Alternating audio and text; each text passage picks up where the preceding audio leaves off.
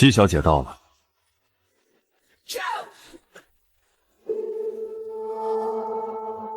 48岁，我意外得知自己是豪门真千金，可归家认亲，却遭亲弟刁难。在穷乡僻壤养出来的，能有什么出息？可没过多久，亲弟弟的集团就濒临破产。在他走投无路、低声下气到处求人的时候，却求到了我和我的女儿头上。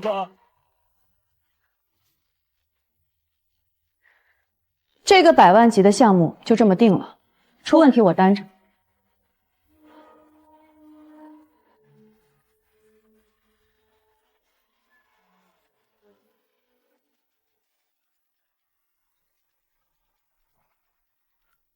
老婆，下班早点回，给你准备了惊喜。知道了，马上回。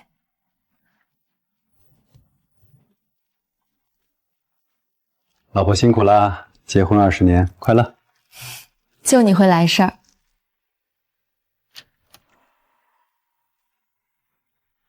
赵女士，您好，我是周氏集团的特助，我叫周明。周氏，我不记得最近有和周氏集团的合作。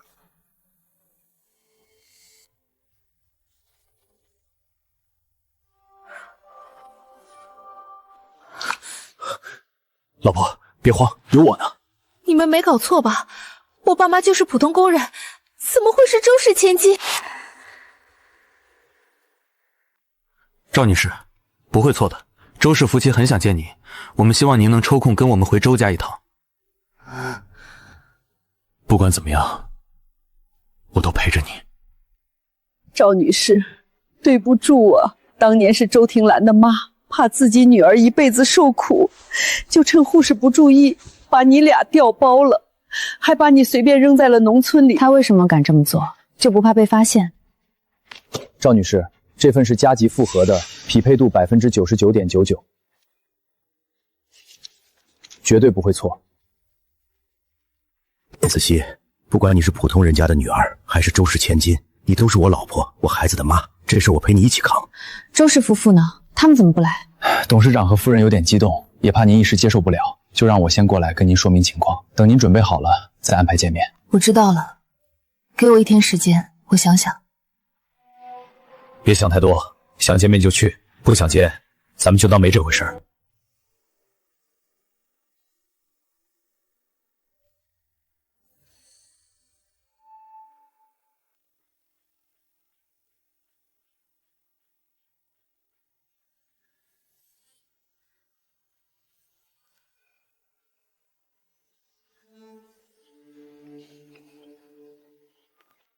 西西，怎么想起给我打电话？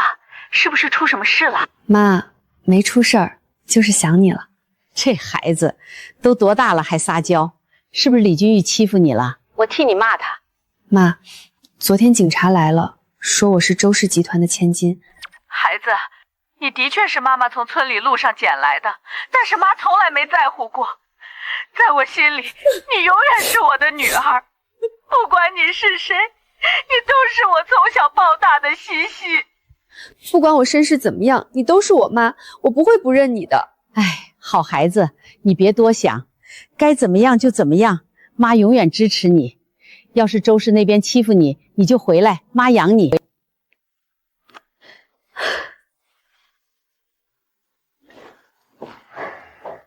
都跟妈说了。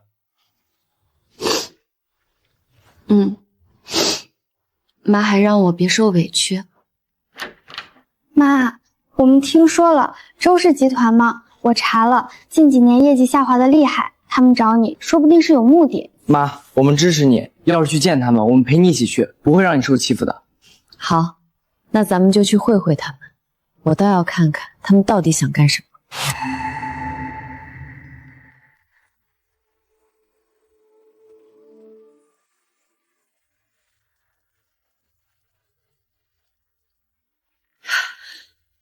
你就是子熙。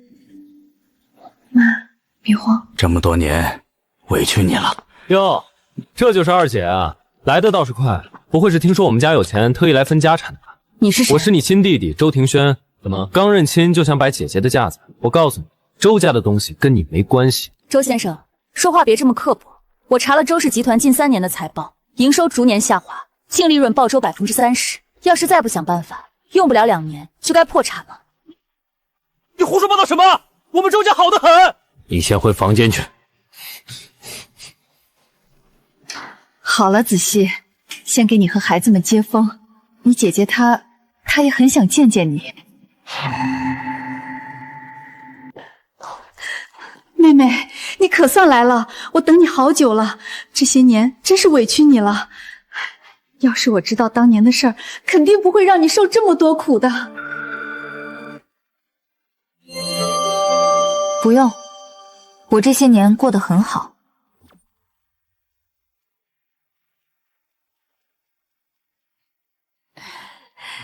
子熙，听说你还有个老公和大女儿，他们怎么没来？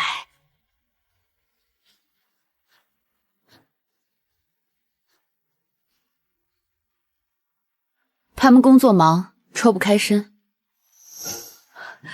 工作？二姐，听说你大女儿才23岁，大学没毕业就出来工作吗？确实没毕业。子熙，雨辰和雨辉这么优秀，不如转到贵族高中吧，跟庭轩家的小韩一起，也能多认识点人。妈，你别开玩笑了，贵族高中的课程跟普通学校的进度不一样，万一跟不上，丢的可是我们周家的。不用了，确实不适合转学。哪有人上了大学还回去读高中的？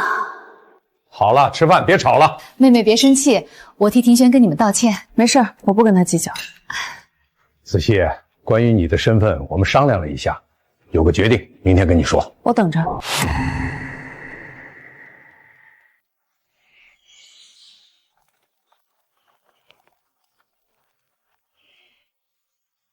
子熙，关于你的身份，我们和白家商量过了，决定对外只称你是我们的义女。我们知道你吃了不少苦，但这事不能公开，免得被人看见笑话。但我们养了她几十年，现在她还是白家的夫人，她生母也去世了，公开对2家都不好。我们对外就说收你为义女，你的孩子也带回来，我们会在别处补偿你，怎么样？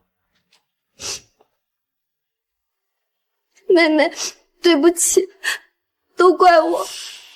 要是我不在，你就能名正言顺的回周家了。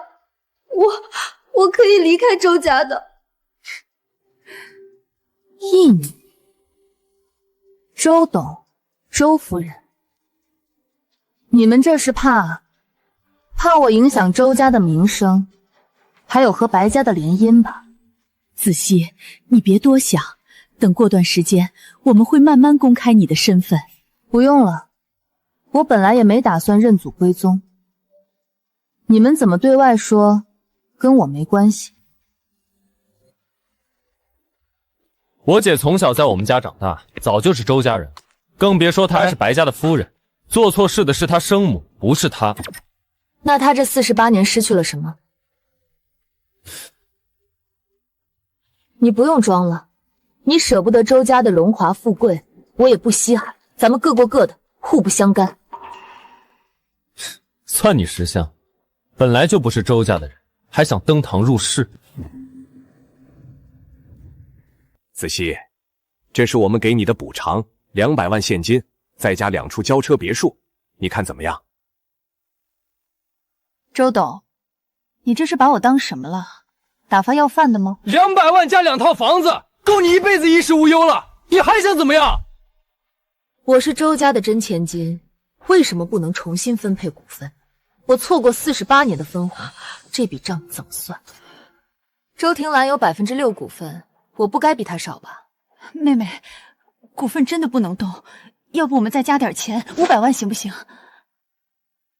钱我不缺，我有自己的公司和事业，我要的不是钱，是我应得的东西。你们给不了，就别谈补偿。我妈说的对，她应得的1分都不能少。赵子期，你别得寸进尺！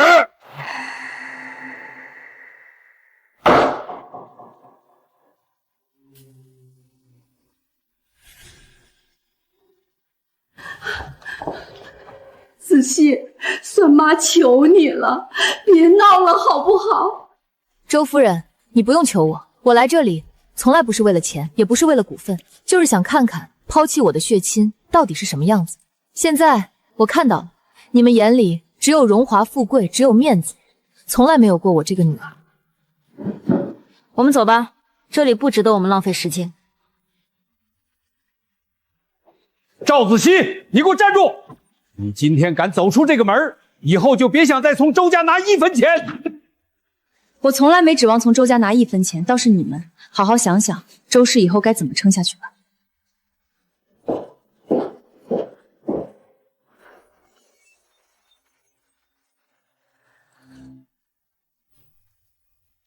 别往心里去。咱们回家。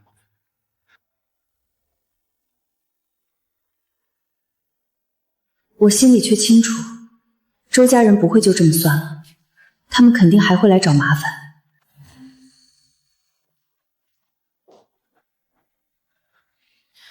妈，怎么样？周家没为难你吧？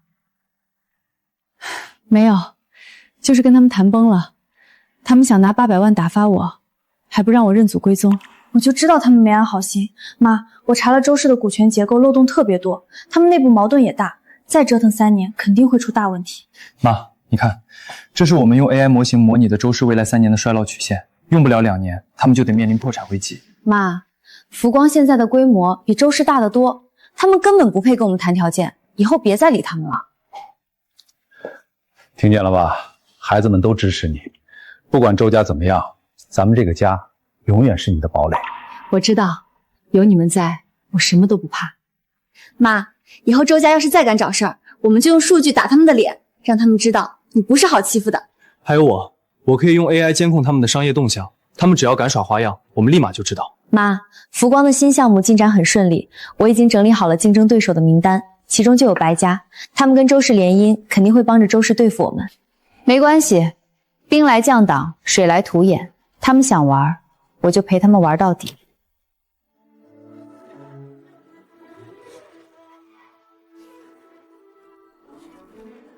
妈，你看，白家果然在竞争对手里面，他们最近在抢我们的客户。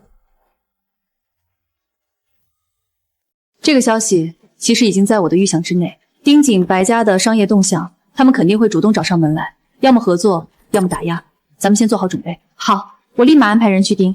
对了，妈，雨辰和宇辉接到学校通知，要去参加国际 AI 竞赛集训，明天就出发。这么厉害，那你们好好去集训，争取拿个好成绩。家里的事儿不用你们操心。妈，我们走了，周家要是来找你麻烦怎么办？要不我不去了，留下来陪你。不用，你们的竞赛很重要。再说有你爸和你姐姐在，我不会有事的。放心吧，我会保护好你们妈妈的，你们专心去比赛就好。那妈，我们走了以后，你一定要小心周家，尤其是周庭兰和周庭轩，他们肯定会耍阴招。我知道，你们放心去吧。等你们回来，妈给你们做你们爱吃的菜，红烧肉、糖醋排骨。妈，白家那边有动静了，他们好像在联系我们的核心技术人员，想挖人。倒是挺快，告诉技术部，给核心人员涨薪，再签竞业协议，别让他们被白家挖走。好，我立马去安排。要不要我安排点人跟着你，以防万一？不用，我倒要看看他们能玩出什么花样。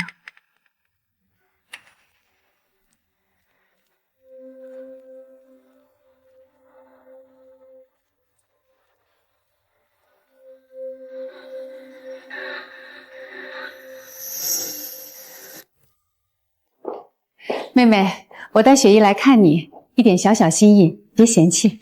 不用这么客气，我们没什么好来往的。妈，这房子也一般啊，比我们家差远了。雪姨，不许没礼貌，孩子不懂事，妹妹别介意。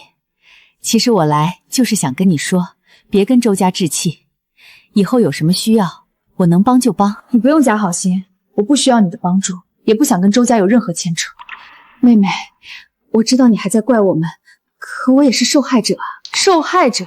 你享受了48年周家的荣华富贵，现在说自己是受害者，不觉得可笑吗？你怎么说话呢？我妈本来就无辜。你就是做 AI 的，不就是写代码的吗？有什么了不起的？至少我能自己赚钱，不用靠家里。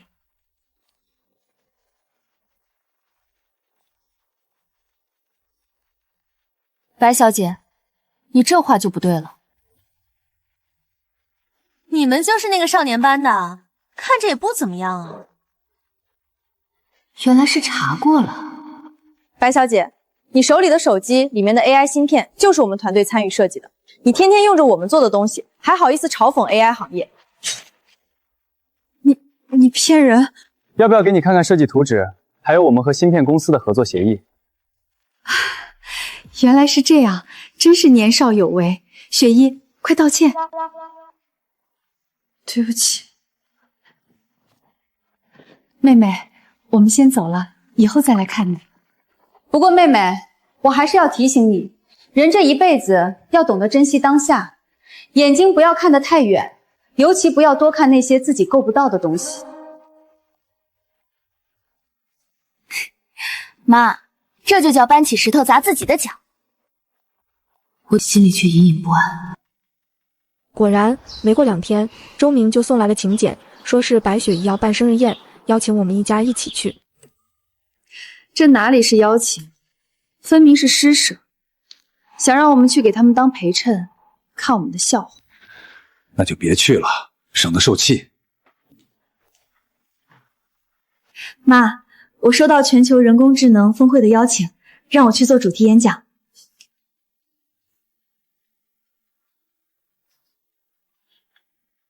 这峰会的时间刚好和白雪依的生日宴撞到，那肯定去峰会啊！生日宴有什么好去的？纯属浪费时间。没错，雨琦，峰会对你很重要，你安心准备，生日宴我们去就行。妈，我查到白家也有人会去峰会，他们肯定是故意的，想在生日宴上出风头，让我们出丑。我知道，他们越是想让我们出丑，我们就越要去，还要风风光光的去，让他们看看我们不是好欺负的。我陪你和孩子们去，有我在，没人能欺负你们。妈，你们放心去，峰会这边我会好好准备，不会让你们失望的。我看着请柬，心里已有了主意。妈，要不我不去峰会了，我陪你们去生日宴吧，我怕他们欺负你们。不行，峰会对你的事业很重要，错过了就没机会了。生日宴有我、你爸和弟弟妹妹在，不会有事的。姐，你放心去吧，有我们在，肯定不会让妈受委屈。要是他们敢耍花样，我们就用数据打他们的脸。是啊，姐，我们已经查好了白家的一些小破绽，真要是闹起来，他们也讨不到好。于西，你专心去准备演讲，家里的事交给我们，保证不会出问题。好，那我明天一早就飞国外。妈，你们一定要小心，有什么事儿立马给我打电话。放心吧，我们会的。你也好好表现，让他们看看浮光的实力。晚上，与其熬夜准备演讲 PPT， 龙凤胎则在整理白家的商业数据，我和李俊毅在一旁陪着。妈，明天我们就穿最正式的衣服去，不能让他们看扁了。好，就这么办。咱们既要去，就要去的有底气。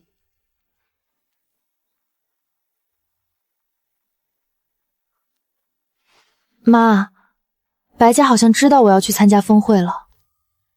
峰会是大场合，白家应该没办法做什么手脚吧？他们应该以为我只是普通的参会者。那就好，别让我们的数据被窃取了。妈，你看，周庭轩在群里嘲讽你，说你就是个草根公司老板，不配去峰会那种场合。等他知道浮光的实力，看他还能笑得出来。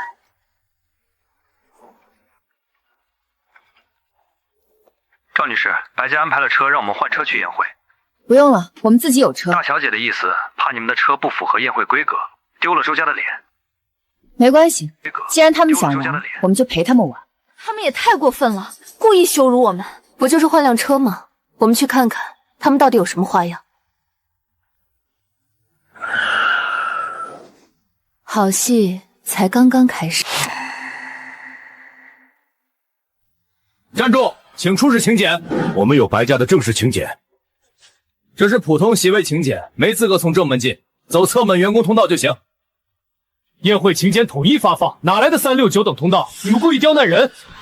别为难我们，白总特意交代的，普通人家就该守规矩，别想着蹭豪门的场子。不用争，没必要。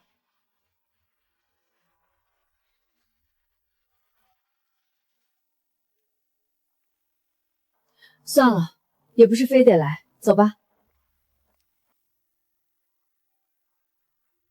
赵女士，等等。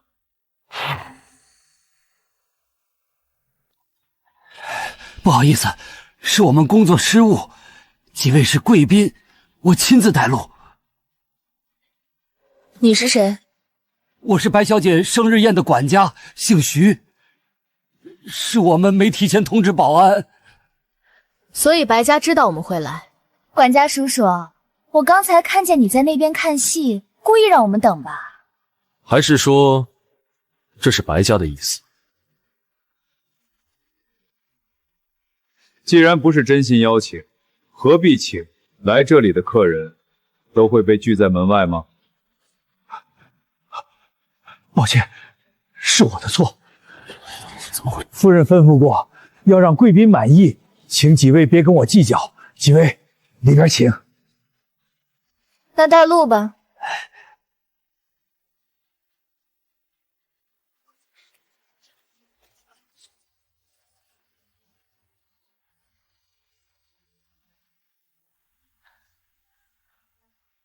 真辛苦啊！挤破头才能来参加我们的宴会。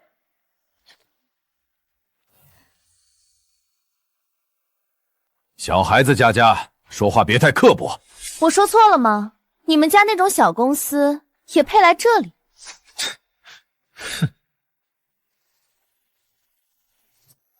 周涵，你知道周氏集团去年营收多少？净利润跌了多少吗？我管这些干什么？周家再差也比你们强。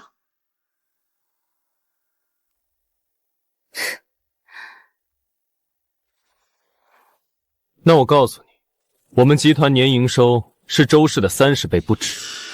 你嘲讽的小公司是你们周家高攀不起的存在。周涵脸色瞬间惨白，支支吾吾说不出话。旁边几个跟班也纷纷收敛了嘲讽的神色，不敢再随意搭话。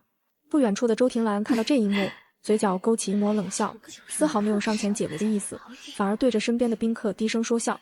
我端起水杯，神色淡然，根本懒得和小辈计较。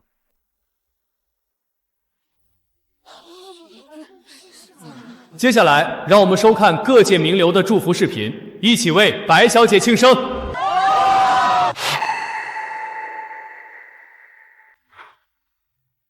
祝白雪依小姐和周家友谊长存，繁荣昌盛。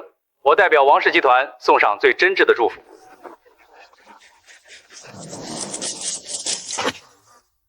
女士们、先生们，我是福光集团赵雨熙，今天正式发布我们团队全新颠覆性 AI 技术。快切掉！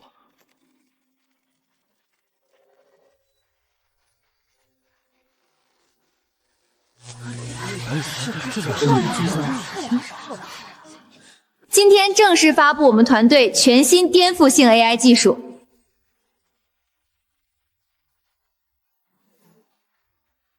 怎么可能？还不是普通餐会吗？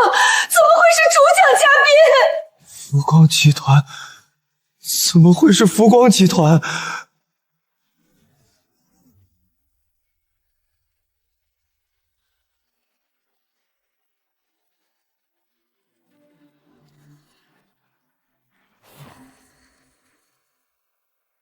众人齐刷刷转头看向门口，一位身着黑色长裙、气场强大的女人快步走入宴会厅。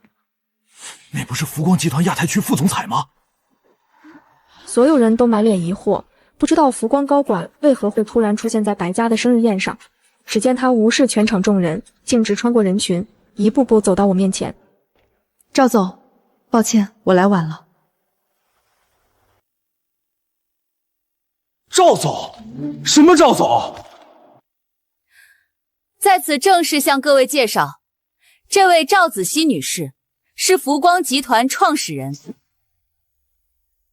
白景和猛地站起来，脸色瞬间惨白。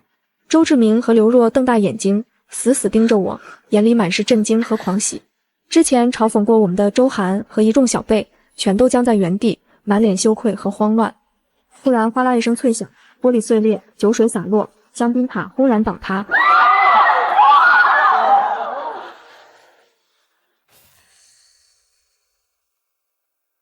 不可能，绝对不可能！福光集团那种顶级巨头，怎么会是他创立的？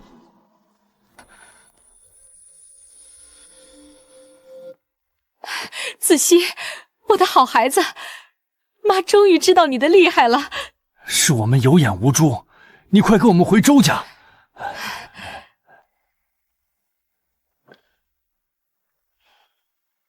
周家、白家的热闹，我看够了。我们回家。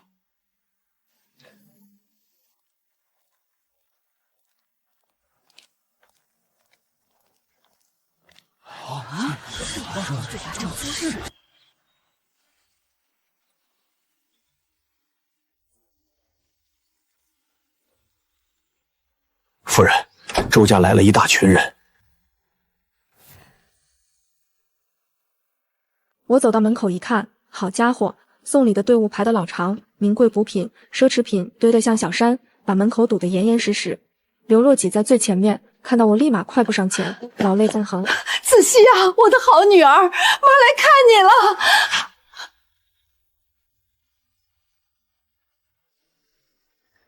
周夫人，有事提前预约，我今天日程满了。子熙，你怎么还叫我周夫人？我是你亲妈呀！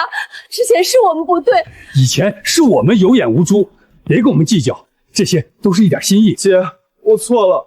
昨天还嘲讽我们是草根，今天就赶着来送礼，脸变得够快的。不是殷勤，非奸即盗，指不定又打什么主意呢。我懒得跟他们废话，直接让管家把东西全退回去。东西拿走，我不需要。周家送礼碰壁没几天，网上突然爆出周庭兰接受媒体采访的视频。我正和孩子们吃早饭，李雨辰刷着手机，突然他好像看见了什么，把手机放到了我面前。屏幕里，周庭兰穿着素色衣服，眼眶通红。我也是受害者啊！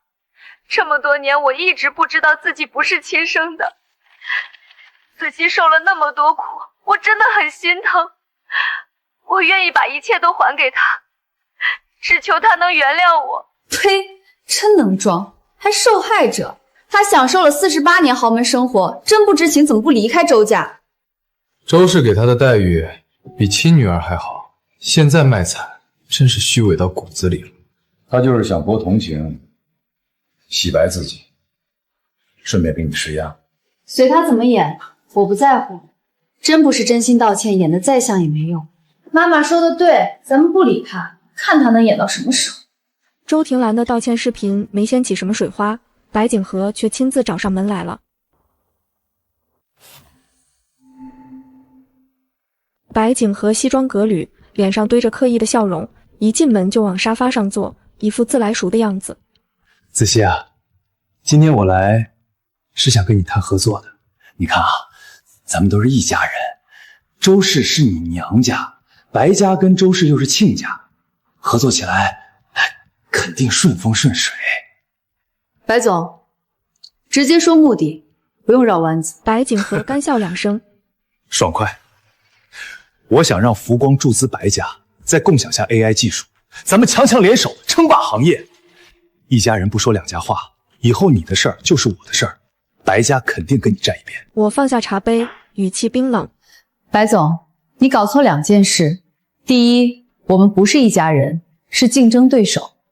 第二，你的项目方案我看过，技术落后我们整整3代，没资格谈合作。白景和脸上的笑瞬间僵住，脸色一阵青一阵白。你别太过分！我站起身，做了个请的手势。慢走，不送。白景和气得咬牙，临走前还狠狠瞪了我一眼。白景和走后没多久，福光集团就接到消息，白家联合好几家公司要对我们动手。过了一段时间，雨琦回了国，雨辰、雨辉也离家参加集训去了。办公室里，雨琦把一份文件放在我面前，脸色严肃。妈，白家联合了5家企业，开始针对我们了。雨琦指着文件，他们一边打价格战，抢我们的客户，一边挖我们的核心技术人员，还在网上散布谣言，说我们的 AI 技术有安全漏洞。李俊毅皱起眉，动作这么快，看来白景和是恼羞成怒了。这时，视频会议接通，屏幕里出现李雨辰和李宇辉的脸。妈，我们查到周庭轩已经站队白家了，在周氏董事会上力主和浮光划清界限，还说要帮白家打压我们。他就是想讨好白家，挽回周氏的颓势，纯属自不量力。我指尖轻敲桌面，早就料到他们会这么做，通知下去，启动备用方案。专利部门封锁技术路线，法务部准备起诉造谣的媒体，人事部给核心员工涨薪，签好竞业协议。好，我马上安排。海外市场也会同步做好反击准备。部署完应对措施后，我看着窗外，心里清楚，这场商业大战才刚刚开始。会议室内，所有人快速落实各项部署，有条不紊，丝毫没有被对手的攻势打乱节奏。白景和以为靠着联合打压就能拿捏浮光，殊不知他的所有布局全都在我的预判之中。我看着屏幕上白家、周氏的商业布局图，白家的价格战看似凶猛，实则透支自身现金流，撑不过半个月。他们挖走的基层技术人员从未接触过我们的核心研发，根本无法复刻我们的技术，纯属白费功夫。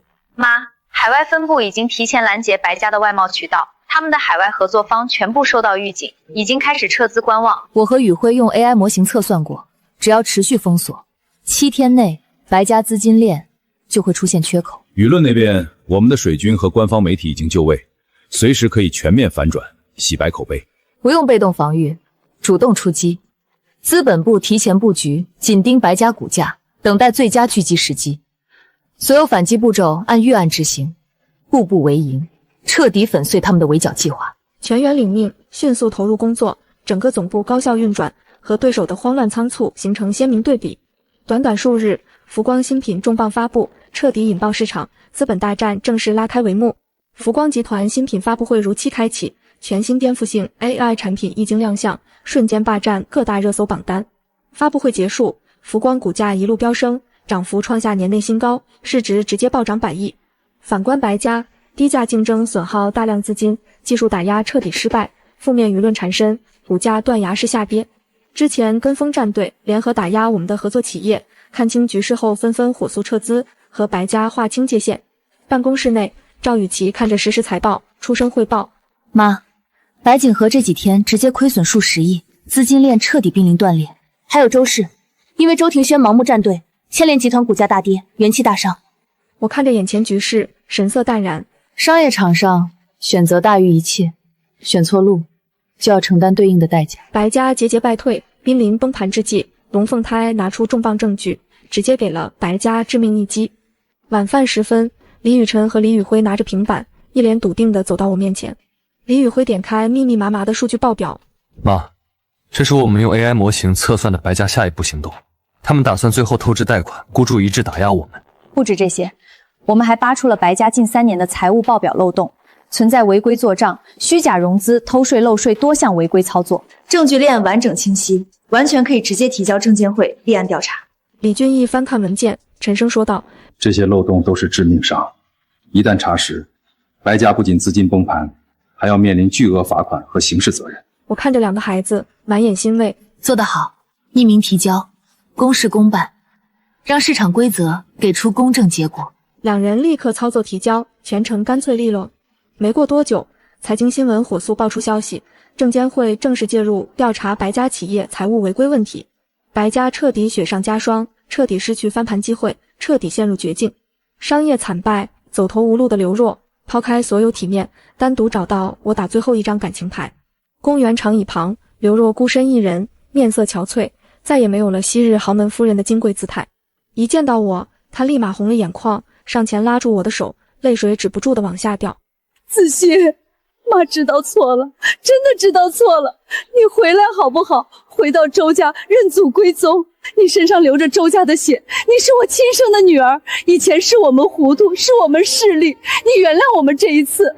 周家现在快撑不住了，妈不求你帮衬家族，只求你回家，我们一家人好好团聚。我静静看着他，轻轻抬手，温柔拭去他脸上的泪水，神色平静无波。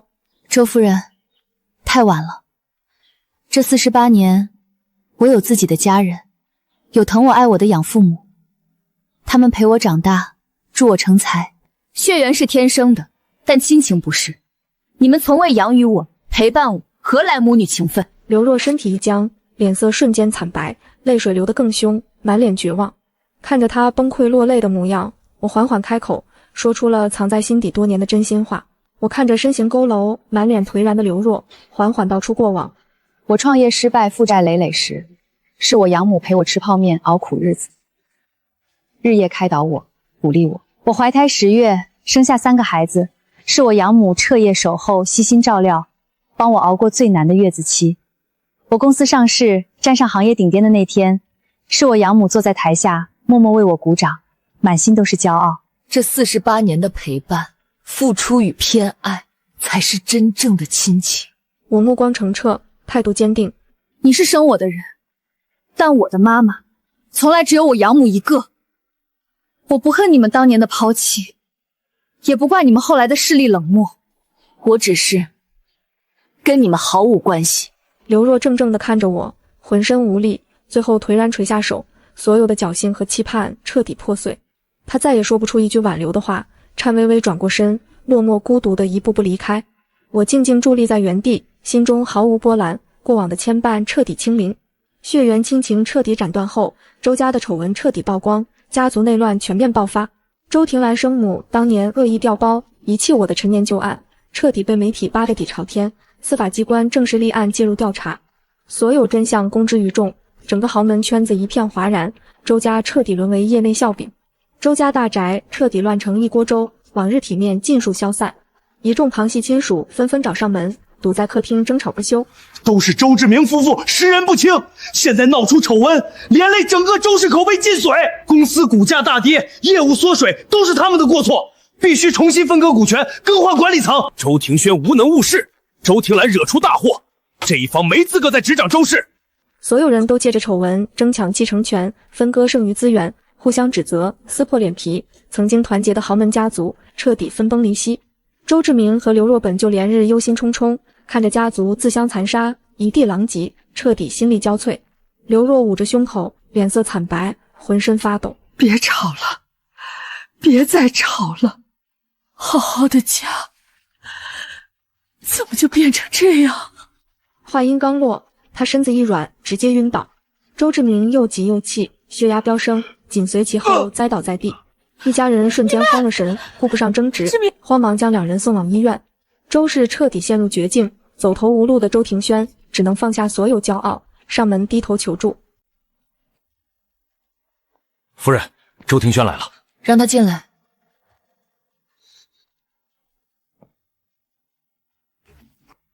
姐，我今天是真心来求你的。周氏现在撑不住了，资金链断裂，业务全面停滞，你能不能注资拉我们一把？周总，我是商人，从不做没有回报的慈善。我知道之前是我不对，我给你道歉。只要你肯出手，周氏以后都听你的，你说怎么改就怎么改。你们缺的从来不是钱，是干净的管理层和革新的魄力。周氏内部腐朽，步步自封，就算我现在注资，也只是治标不治本，迟早还会崩盘。与其求外人注资，不如好好整顿内部，彻底改革。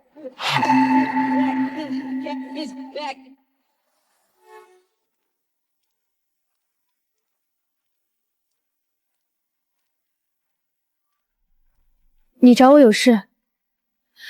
雨琦姐，对不起，以前是我无知、傲慢、眼界狭隘，随意嘲讽你的事业，看不起你们一家人。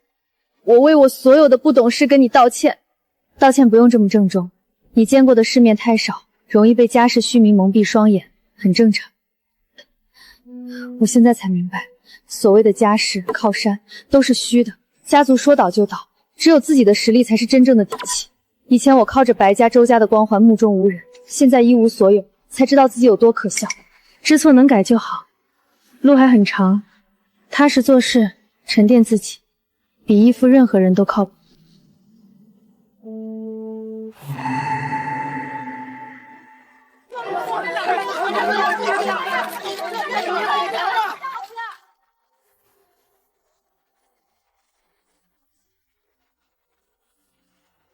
我想见他最后一面。夫人，周庭兰托人传话，说想临死前见您最后一面。不见。你一点都不恨他吗？他霸占了你48年的人生，还处处针对你，刁难孩子。换个角度想，我还要谢谢他。如果不是他母亲当年恶意调包将我遗弃，我就不会被养父母捡到，不会拥有平凡却温暖的童年，不会有今天沉稳独立的自己。我拥有的亲情、家庭、事业，都是我自己打拼、家人陪伴得来的，跟周家没有半点关系。他得到了48年的富贵虚名，最终落得牢狱下场，已是最好的结局，无需我多费心思计较。你向来通透豁达。证监会调查结果公示，白家多项财务违规、商业欺诈行为实锤，庞大的白家商业帝国短短数月彻底崩塌，轰然落幕。危难之际，往日娇生惯养的白雪依硬生生扛起了残破的家族残局。她放下所有身段，四处奔波求人，只为保住白家仅剩的一点核心产业。走投无路之下，她再次找到赵雨琪。雨琪姐，我知道我现在没有任何资格求你，但我想试着盘活白家剩下的产业，给跟着我们多年的老员工供一条活路。能不能跟福光寻求合作转型？他现在确实是真心想救白家剩下的产业，可以给他机会。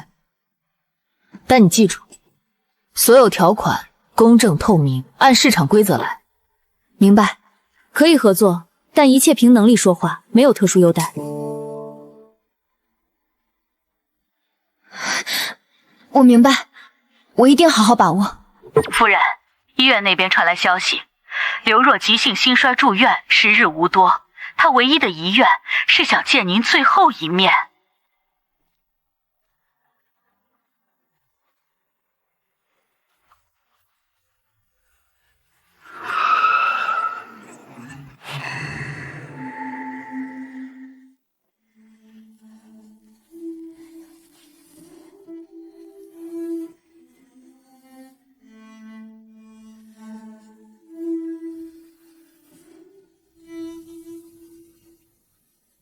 子熙，对不起，妈这辈子最大的错就是明明有机会认你回来，却只顾着面子，只顾着周家的名声。是我贪心，是我糊涂，我不求你原谅，只求你别恨我。我不怪你了，但我还是那句话，生恩不及养恩。我的母亲从来都是养育我的普通人，你于我而言只是一个陌生的长辈。我会来送你最后一程，但我们之间从来没有母女情分。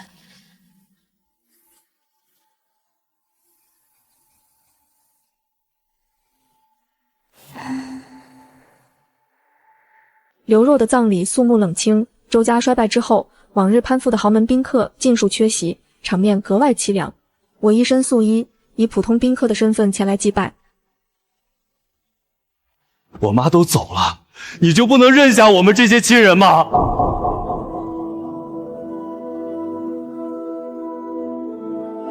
庭轩，别说了。葬礼即将结束，周志明忽然叫住了我。子熙，到最后了，能不能叫我一声爸爸？周老先生，节哀顺变，保重身体。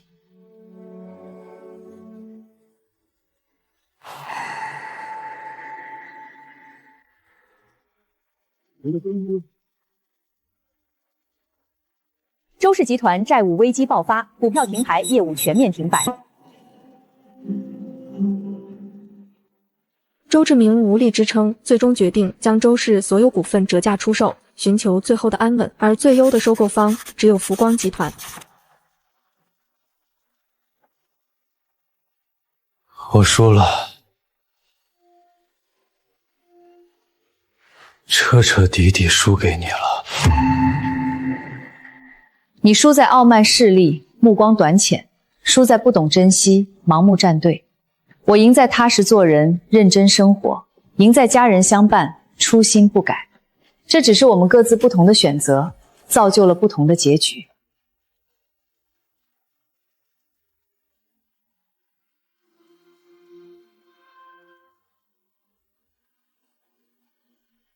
所有恩怨到此彻底清零，尘埃落定，所有纷争落幕。我终于腾出时间回乡看望我最珍贵的养父母。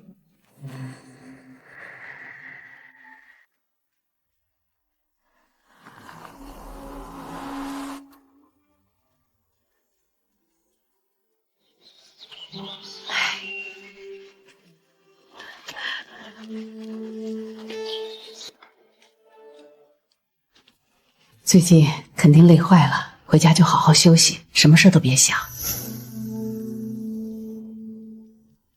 妈，我这次回来想把福光最新产品的命名权交给你，算是我一点小小的心意。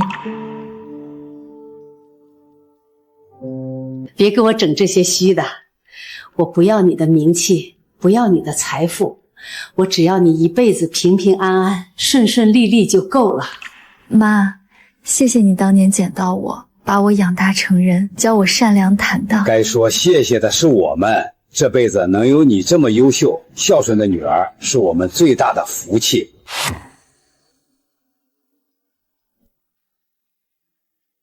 李宇辰顺利保送顶尖名校博士，深耕 AI 研发领域。李宇辉自主创业，项目顺利拿到大额风投，与其成功入选福布斯青年精英榜单，成为行业新锐。敬我的女王老婆，还有3个争气的小宝贝。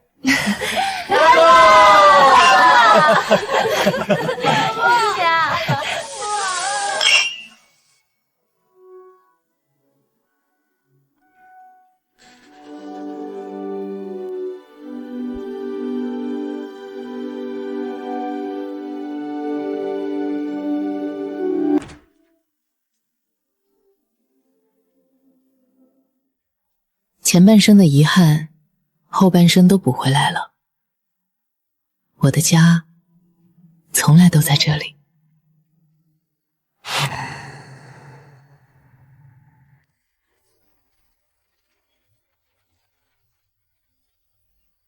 接下来10年，福光正式发力，全面进军量子计算领域，打造新一代智能科技生态。赵氏，外界一直热议您和周氏集团的血缘缘关系，请问后续是否会有家族层面的合作或是和解？我没有复杂的家族关系，我的家人很简单，一个丈夫，3个孩子，还有养育我长大的养父母，仅此而已。血缘是天生的，但家人是用心定义的。我不会和周氏捆绑，也不存在所谓的和解之说。那您会阻止周氏后续寻求合作、攀附的行为吗？商场只谈规则，不谈私情，正常合作欢迎，投机攀附免谈。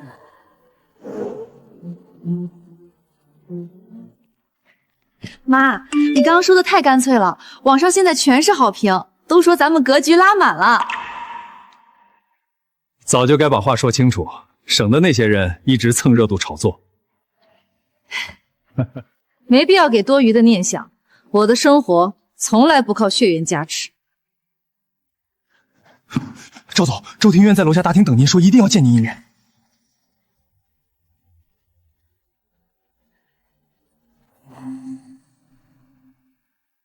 大厅里的周庭轩早已没了往日的嚣张，头发凌乱，眼底满是疲惫，浑身透着落魄。你找我有事？于西，我创业失败了。周庭轩搓了搓手，满脸窘迫。欠了一堆债，实在走投无路了，能不能帮我一把？你想让我怎么帮你？直接给钱？不是，我不要施舍，我不要施舍。周庭轩咬了咬牙，我想找份工作，踏踏实实赚钱还债。我可以给你一个基层销售岗，公司只看业绩，公平竞争。我接受，基层我也干。晚上雨琦跟我说起这件事，妈，周庭轩最近状态稳定了不少，给他一次机会可以，但职场不讲人情，一切凭实力说话，不用心软。我明白，我会正常考核，一视同仁。入职第1天，昔日高高在上的周家少爷就被客户当众刁难，受尽白眼。周庭轩入职的日子过得格外艰难，以前养尊处优的豪门少爷，如今每天跑市场、打电话、对接客户，从早忙到晚。你以前不是周家少爷吗？怎么现在出来做销售讨生活了？换做以前，周庭轩早就翻脸了，可这次他只是低头道歉，耐心沟通，硬生生扛下了所有委屈。是我没提前沟通清楚，方案我可以重新调整。没人知道，他每天下班都会独自留在工位复盘工作，学习销售技巧，熬到深夜。这里的话术还不够，客户需求我得重新整理。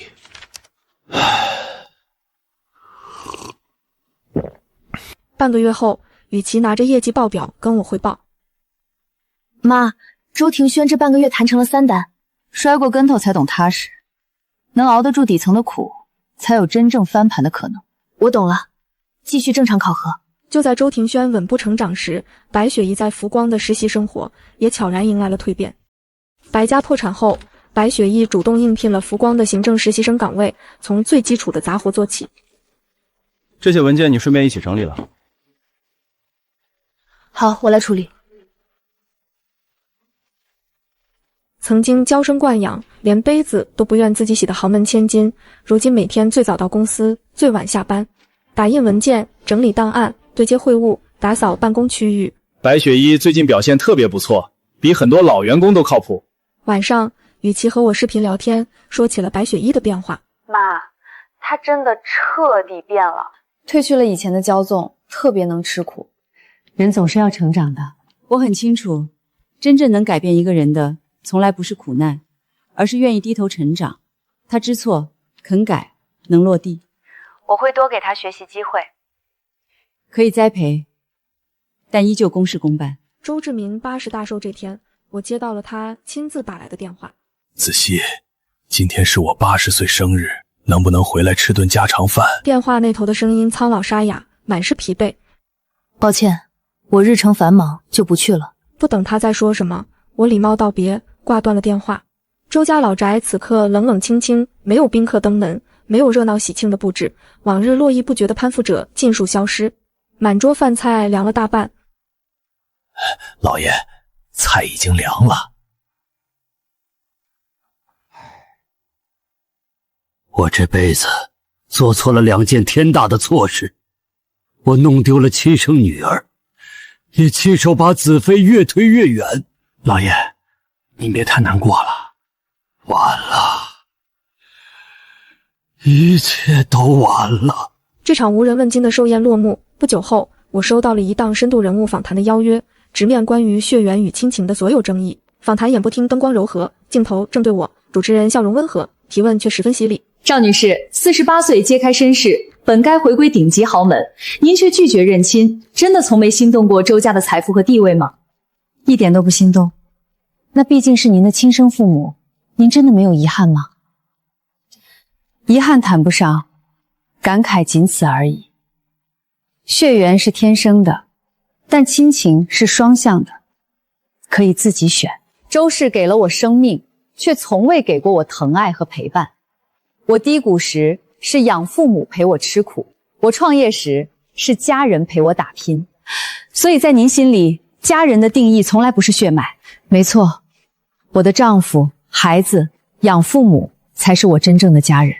我不恨周家，但我只对真正爱我的人负责。说的特别好，不纠结过往，不辜负当下。日子是过给自己的，没必要困在虚无的血缘枷锁里。访谈结束后，全网都在感慨我的清醒与通透，可谁也没想到，返程机场我会再次遇见周庭兰。机场大厅人来人往，周庭兰穿着朴素的布衣，头发花白大半，身形憔悴佝偻，和当年风光金贵的白家夫人判若两人。四目相对的瞬间，空气瞬间安静下来。子熙，对不起。都过去了，好好生活。我看着他落魄的模样，心里没有波澜，没有恨意，也没有同情，只剩全然的平静。没有多余的指责，没有过往的纠葛，一去释怀，斩断所有牵绊。我们擦肩而过，从此山水不相逢，再无任何交集。走出机场，阳光落在身上，李俊毅牢牢握紧我的手。你比他活得通透太多，他一辈子困在虚荣和算计里，路都是自己选的，他的结局也是他自己换来的。所有执念、恩怨、遗憾，在这一刻彻底清零。比起纠结过往，守住眼前的幸福才最重要。以后只剩顺泪，再无风波。风波彻底落幕，商业版图迎来新变局。福光集团正式启动周氏核心业务重组合作项目。周氏重组签约会议室里分为严肃正式，双方团队落座。本次合作，我们只保留周氏优质核心业务，所有亏损和冗余板块将全部剔除，全程市场化运作。对面的周庭轩褪去了所有年少傲气，一身正装，状态专业沉稳。方案公允合理，兼顾了双方权益，我没有异议。你还有其他诉求，可以直接提出。没有特殊诉求。全程谈判，他逻辑清晰，态度谦逊。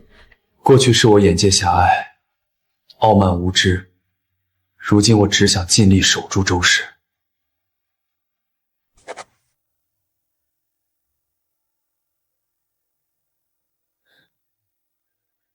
谢谢你，给了周氏喘息的机会。商业场上只看价值，不谈旧怨。赵总，工作都处理好了。所有风波终于彻底落幕，而属于这个家的团圆也即将到来。所有工作圆满收尾，除夕夜也如期而至。除夕夜这天，家里久违的热闹了起来。爸妈、爷爷奶奶、外公外婆，我有件事想宣布。我订婚了，我们彼此扶持，携手共进。好，我的乖孙女终于觅得良人。而紧接着，龙凤胎也带来了属于自己的好消息。我收到顶尖高校博士保送通知了，年后正式入学，深耕 AI 研发。我的创业项目完成新一轮融资了，咱们家的孩子个个争气。这辈子最大的福气就是娶到你，拥有这么好的一家人。这一刻，所有曾经的苦难与风波，都终于有了最好的答案。